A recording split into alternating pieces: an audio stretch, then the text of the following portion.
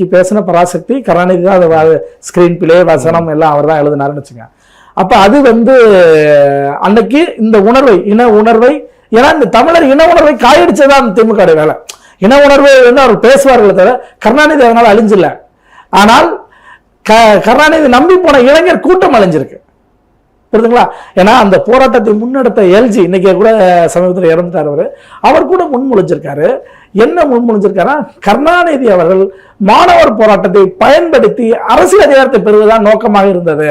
ஏன்னா அவர் அன்னைக்கு திமுக மாணவர் அணியில் முக்கிய பொறுப்பு, இந்திய எதிர்ப்பு போராட்டத்தில் முக்கிய பங்கு வகித்தார். எல்ஜி என்று சொல்லப்படுகிற இலா கணேசன் அவர்கள் என்ன மதிமுக இருந்தாரு, எம்பியாவும் இருந்தாரு.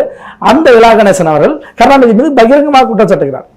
ஆக என்னன்னா அந்த விஷயம் வேற. இன்னைக்கு பரிமாணம் அதே இந்தி திணிப்புக்கு எதிரான ஒரு வசனம் இன்னைக்கு சிவகார்த்திகேயன் நடிக்கிற இல்லங்க இந்தி திணிப்புக்கு எதிராக வருது இல்ல. இந்தி திணிப்புக்கு எதிராக பேசுவது மட்டுமே நம்ம ஏற்றுக்கொள்ள இடத்துல இல்லை. ஏன்னா இங்க என்ன சொல்றாங்கன்னா விருப்ப பாடமா நீங்க நாங்க ஏத்துக்குவோம், நீங்க எங்களை திணிக்காதீங்கிற அர்த்தம்.